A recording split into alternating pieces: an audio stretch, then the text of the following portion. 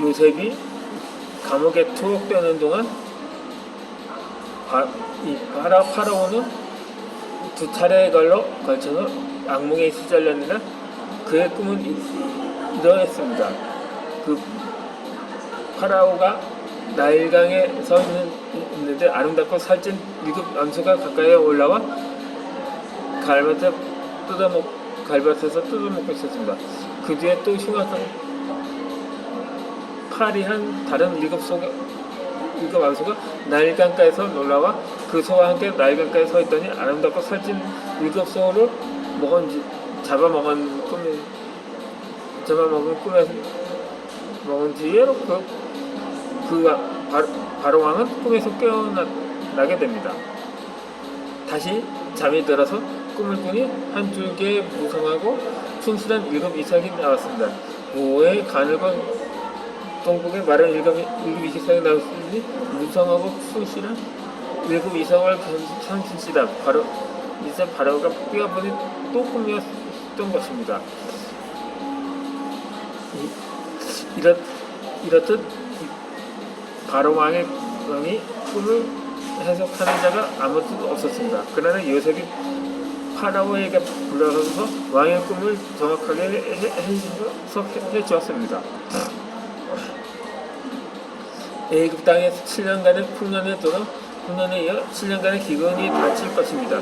그런데 풍년 기간 동안 이장식을 비켜준다면 7년간의 기근을 무난히 넘길 수 있을 것입니다. 그 후로 요셉은 진실로 하나님께서 모든 것을 주관하시고 이 바로의 꿈마저도 주관하신다는 것을 믿기에 정확한 해석이 가능했습니다. 하나님과 동행하는 사람은 하나님께서 삶의 모든 것을 주관하고 계신다는 것을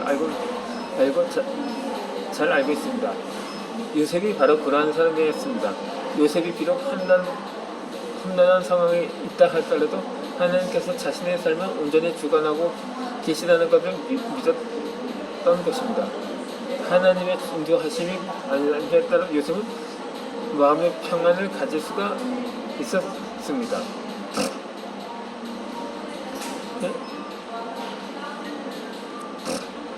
그리고 파라오는 자신의 꿈을 해석한 요셉에게 요셉의 지혜에 큰 감명을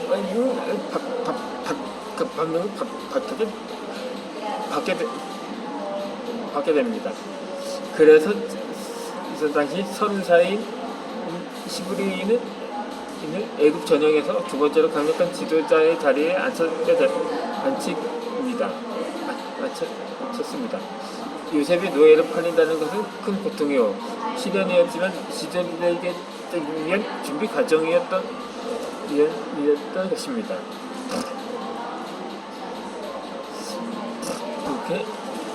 그렇게 시련이 그 축복의 변형되어 나타난다고 말할 수 있는 또 하나의 예는 오수실몬의 삶입니다.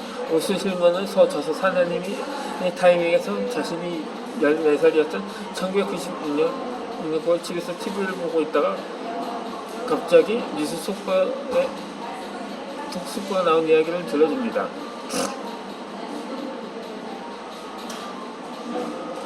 테네시 산악지대에서 비행기 추락 사고로 3명의 저망한 사업가들이 사망했다는 속보였습니다. 그의 아버지 사망 소식을 그렇게 알게 되었습니다. 오스실몬은 아버지 없이 자라는 과정이 힘들고 고통스러웠다고 합니다. 아버지를 사랑하고 또 아버지가 필요한데 왜 하나님이 아버지를 그렇게 갑자기 데려가셨는지 이해할 수가 없었기 때문입니다. 아무리 생각해도 그 죽음을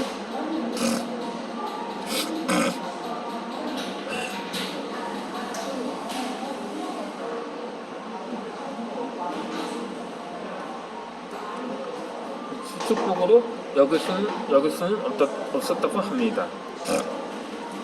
그런데 비극으로부터 생기는 축복들을 계속해서 봐왔기 때문에 아버지가 돌아가신 이후로도 하나님은 자신으로 하여금 일찍이 어린 아버지를 여인 사람들을 많이 만나게 하셨다고 합니다. 자신의 경험으로 자신과 유사한 아픔을 겪은 이들과 곧바로 어울릴 수 있었고 다른 사람들이 잘 이해하기 힘든 경험담을 함께 나누었습니다. 그는 별거와 이혼 기간에도 예전에 결코 알지 못했으며 극복할 수 있으리라고는 상상하지 못한 정전수적인 고통을 경험했다고 합니다. 그리고 하나님은 다른 사람들의 축복을 위해 자신의 고통을 이용하셨다고 합니다. 결혼 위기에 직면한 사람들과 대화할 때 행복한 결혼 생활을 하는 사람은 결코 할 수 없는 방식으로 그들을 이해했으며 그들을 격려할 때도 자신의 경험에서 나오는 말로 했다고 합니다. 최근에 이혼한 사람에게 이혼 이후의 삶이 엄연히 존재함을 말할 때도 그들은 자신의 말을 들려 주었다고 합니다. 7년간의 재정적인 역경을 겪을 때에서 축복이었다고 말할 수는 없지만 하나님 다른 이들에게 축복을 전하시고자 자신의 시련을 이용하셨다고 말하고 있습니다. 이로써 사업 실패나 재정적인 손실을 당하는 어떤 사람을 만날 때는 서로 묶어주는 공감대가 곧바로 형성되었다는 것입니다.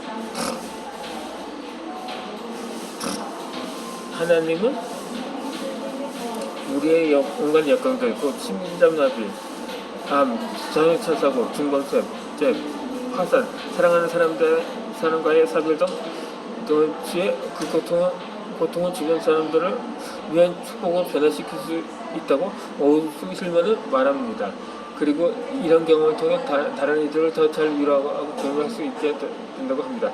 역경이 결코 축복일 수는 없지만 하나님은 은혜 가운데에서 역경으로부터 축복을 이끌어내실 수 있다고 강조해서 말하고 있습니다. 이렇게 시련을 겪는 중에도 하나님이 늘 함께 하신다는 것입니다. 그러므로 어떤 상황에서도 희망을 잃어서는 안 됩니다. 하나님이 우리에게 바라시는 것은 하나님의 관점에서 시련을 바라보는 일입니다. 인간의 눈으로 보면 도저히 이해할 수 없는 일들이 이 땅에 참으로 많습니다. 하지만 하나님의 관점으로 바라보는 큰 시련도 이해가 됩니다. 큰 시련을 통과하는 동안 하나님의 창조 목적에 걸맞는 사람으로 자천되기 때문입니다.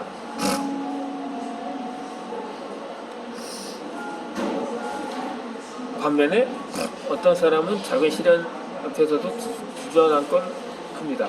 그러나 어떤 사람은 큰 시련 중에도 잘 견뎌서 끝도 없이 일어섭니다.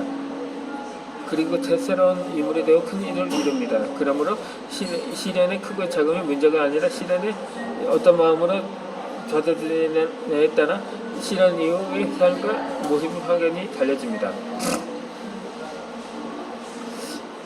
요셉이나 오스힐만의 삶을 통해서 분명히 시련은 변화된 축복으로 나타난다는 것을 알 수 있습니다. 그러면 우리가 해야 할 일은 시련을 겪을 때 우리의 눈으로 시련을 보지 말고 하나님의 관점으로 그것을 보는 일입니다. 이 말은 또한 큰 시련을 겪고 있을 때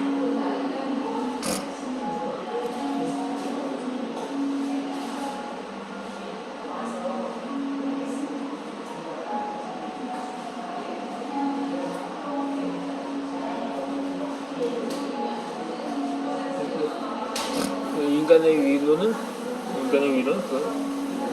큰 아픔을 치유하기에는 매우 부족하다는 의미이기도 합니다. 어떨 때는 아픔이 너무 커서 삶에서 트라우마로 남았을 때 온전히 치유해 주실 분은 하나님이십니다.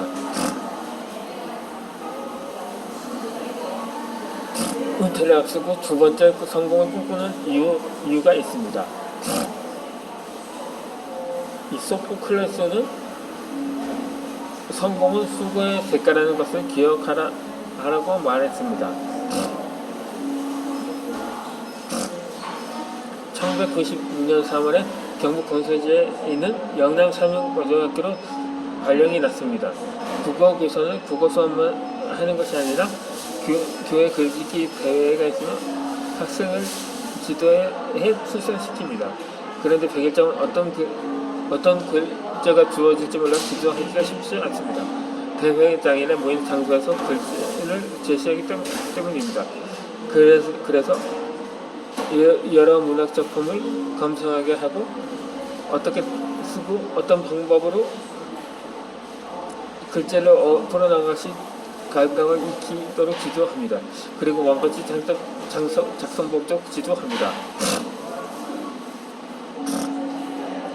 100일장 당일 학생들은 인솔의 선장을 갔습니다.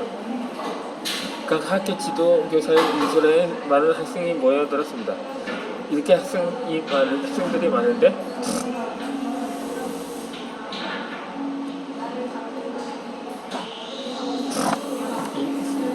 수상한다는 것은 쉽지 않겠다는 생각이 들었습니다. 대회가 시작되고 글자가 주어졌습니다. 나뭇잎이 반짝이는 햇살이었습니다. 우리 학교 학생들이 잘 쓰고 있을까 긴장하면서 현장을 지키고 있었습니다.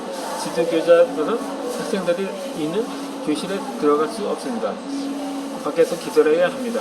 드디어 100일장이 끝났고 우리 학교 학생들이 한두 명씩 내가 있는 곳으로 모여들었습니다. 글을 어떻게 썼냐고 물어보니 약속이나 한 대씩 최선을 다해 썼다고 대답했습니다.